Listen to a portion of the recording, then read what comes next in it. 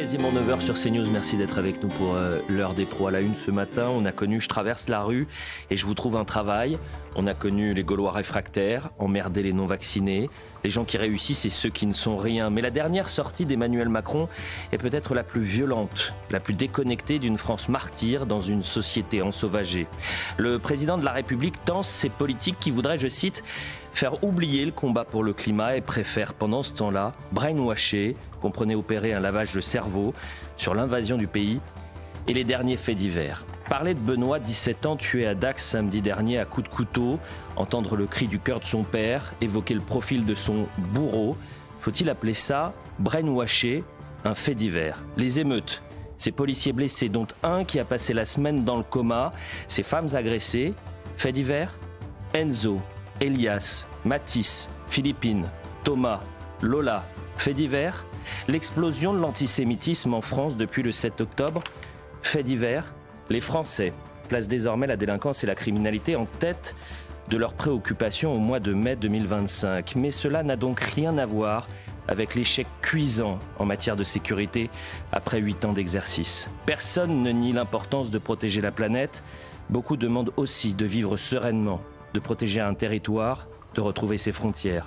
Le président rejoint son ancien garde des Sceaux, ministre du sentiment d'insécurité.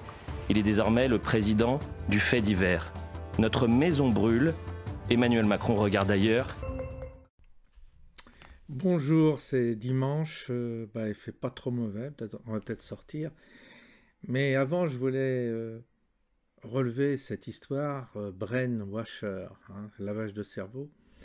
C'est ce qu'a déclaré Macron. Il regrette que les ZFE soient stoppés. Il regrette que les gueux puissent encore se déplacer. Et au nom d'un réchauffement climatique, la France est préoccupée, alors que toute son industrie est en train de s'exploser, s'éclater, et ça va être un grand pays d'assister où il n'y aura plus aucune consommation de rien, puisque les gens n'auront plus de fric pour consommer, ni pour polluer. Les gens font plus de gamins, donc il n'y a plus de problème du côté de la natalité. On ne peut pas dire qu'il y a une démographie galopante, il n'y aura plus de consommateurs et de gens pour polluer la planète. Donc on arrive vraiment dans une impasse, même au niveau écologique. Il n'y a plus d'industrie, il n'y a plus de naissance, il n'y a plus de consommateurs. Donc maintenant, ce qu'on va faire, c'est éradiquer la population, comme ça, il n'y aura plus de pollution, on sera tranquille. La France sera une espèce de forêt vierge, comme ça, sans habitants. Donc on voit l'ignominie de cette posture et de ces arguments, mais c'est Macron qui joue.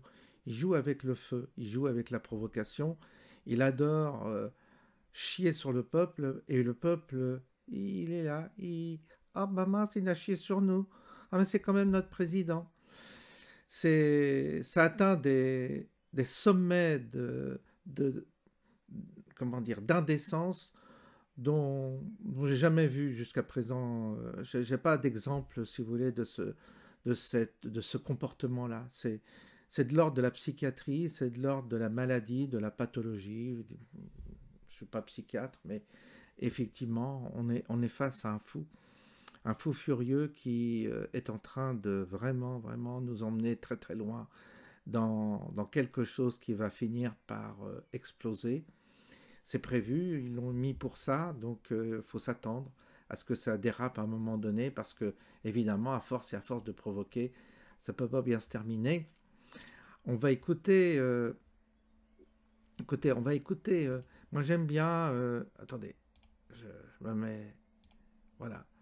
On va écouter Naïma M. Fadel. Alors l'édito d'Eliott Deval était très bien, mais vous allez voir Nadia, moi je l'aime bien, elle voit juste aussi. On l'écoute. C'est pas des faits divers, d'abord c'est des faits de société.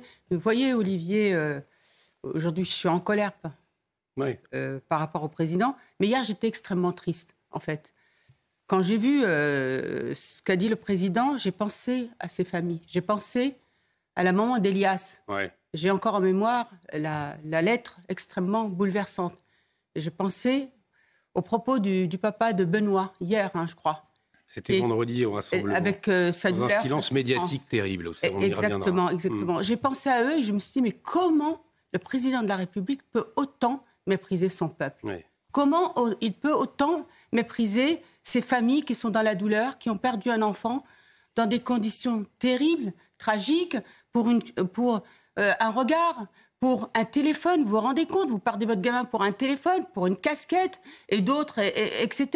J'ai trouvé ça extrêmement, comment dirais-je, j'ai trouvé ça extrêmement méprisant, mais cynique. Cynique. Et je me suis dit, le président de la République est arrivé à ce point de cynisme. Eh oui, eh oui, eh oui, c'est exactement ça. Il est arrivé à un point de cynisme qui est exorbitant, quoi. Et je me demande jusqu'où ça va aller, jusqu'où les gens vont supporter. Alors, est-ce que c'est une provocation pour qu'il y ait des gens qui fassent des bêtises et qui soient en infraction? On se le demande, parce que c'est très curieux. C'est très curieux, ou alors c'est vraiment un malade. Il est complètement marteau. On ne sait pas à qui on a affaire. Vraiment, on ne sait pas. Beaucoup pensent qu'il est dézingué, qu'il est fou. Beaucoup pensent qu'il est sous stupe.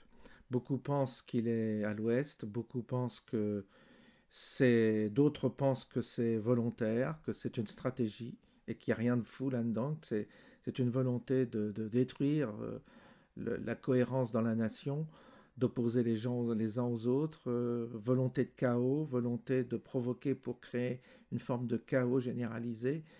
Il y a quelque chose dans l'air, et chacun son interprétation, bien entendu, mais on peut relever quand même qu'il se passe quelque chose là, qu'il se passe quelque chose de grave au niveau de cette présidence qui commence à dérailler. Alors, qu'est-ce que ça va devenir? Qu'est-ce que ça va provoquer?